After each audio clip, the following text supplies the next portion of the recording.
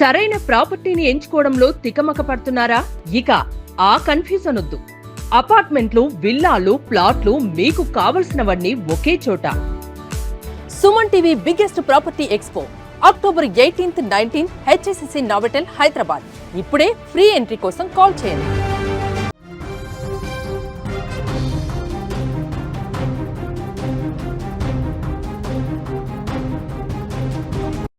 అంబేద్కర్ కోనసీమ జిల్లాలో తీవ్ర విషాదం చోటు చేసుకుంది. పిల్లల్ని దారుణంగా చంపి తండ్రి ఆత్మహత్య చేసుకున్నాడు.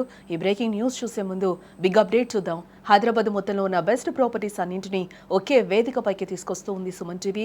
అక్టోబర్ 18, 19వ తేదీన హెచ్ఎస్సిసి నోవోటెల్లో జరిగే సుమన్ టీవీ ప్రాపర్టీ ఎక్స్పోలో best flats, villas, open plots, Deepavali offers and డిస్కౌంట్స్తో అందుబాటులో ఉంటాయి. మీరు విజిట్ చేసి ప్రతి గంటకి ఒక గోల్డ్ కాయిన్ గెలుచుకునే ఛాన్స్ కూడా ఉంది.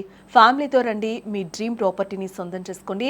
ఇప్పుడు బ్రేకింగ్ న్యూస్ చూస్తే సమస్యల సుడిగుండంలో చిక్కుకున్నప్పుడు ఎదుర్కోవడానికి బదులు చాలా మంది ఆత్మహత్య వైపు మొగ్గు చూపుతూ ఉన్నారు. ముఖ్యంగా ఇటీవల కాలంలో మానసిక ఒత్తిళ్లు, వేధింపులు భరించలేక కొందరు కన్న తండ్రులే తమ పసిబిడ్డలను కూడా చంపి తాము ఈ లోకాన్ని వదిలి వెళ్ళిపోతూ ఉన్నారు.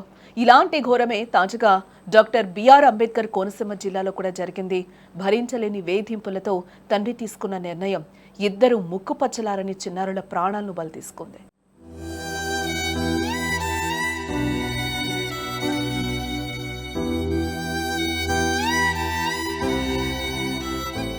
డాక్టర్ బిఆర్ అంబేద్కర్ కోనసీమ జిల్లా కొత్తపేట నియోజకవర్గంలో ఈ హృదయ విదారకర ఘటన చోటు చేసుకుంది.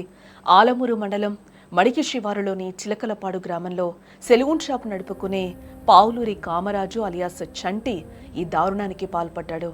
5 ఏళ్ల క్రితం కామరాజు భార్య నాగదేవి కూడా ఎందుకో తెలియక ఆత్మహత్య చేసుకుంది. అప్పటి నుంచి కామరాజుపై కోర్టులో కేసు నడుస్తూ ఉంది. అయితే ఇటీవల ఈ కేసు విషయంలో రాజీ కూడా జరిగినట్లుగా తెలుస్తూ ఉంది. ఈ నేపథ్యంలో అసలు ఏం జరిగిందో తెలియదు, కానీ కామరాజు దారుణ నిర్ణయం తీసుకున్నాడు. బుధవారం తెల్లవారుజామున కామరాజు తన 2 కుమారులైన 11 ఏళ్ల అభిరామ్ అలాగే 8 ఏళ్ల త్రినాథ్ గౌతమ్లకు పురుగుల మందు తాగించి తాను హత్య చేసుకున్నాడు.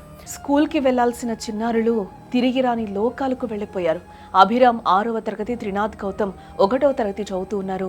కళ్ల ముందు ఈ దారుణాన్ని చూసిన గ్రామస్తులు తీవ్ర దిగ్భ్రాంతికి లోనెట్లకు తెలుస్తోంది. కామరాజు ఆత్మహత్యకు ముందు ఓ సెల్ఫీ వీడియోని రికార్డ్ చేశాడు. అందులో తన ఆత్మహత్య గల కారణాలను స్పష్టంగా వెల్లడించాడు. తన భార్య చనిపోయిన తర్వాత 3 వ్యక్తులు తనపై పగబట్టి తీవ్రంగా వేధిస్తున్నారని కూడా ఆవేదన వ్యక్తం చేశాడు. అంతేకాకుండా తనను చంపడానికి కూడా ప్రయత్నిస్తున్నారని, ఆ 3లో 2 ఇటీవల తనను మోటార్ సైకిల్తో గుద్ది చంపేందుకు ప్రయత్నించారని కామరాజు ఆరోపించాడు. ఆ 3 కలిసి తనకి నరకం చూపిస్తున్నారని కూడా ఆ వీడియోలో కన్నీరు పెట్టుకున్నాడు. తన మామ, భావమర్ది వల్ల ఎలాంటి సమస్యలు లేవని కూడా తెలిపాడు. కేవలం ఆ 3 పెట్టే వేధింపులు భరించలేకే తాను ఈ నిర్ణయం తీసుకున్నట్లు కూడా పేర్కొన్నాడు. తన భార్య ఆత్మహత్య చేసుకోవడానికి, తాను జైలు పాలవడానికి కూడా వారే కారణమని ఆ వీడియోలో ఆరోపించాడు. చివరగా పోలీసులు వారిని వదలొద్దు అని కూడా కోరడం జరిగింది. ప్రస్తుతం పోలీసులు కేసు నమోదు చేసి దర్యాప్తు చేస్తూ ఉన్నారు. కామరాజు ఆరోపణలు చేసిన వారిని విచారిస్తూ ఉన్నారు పోలీసులు.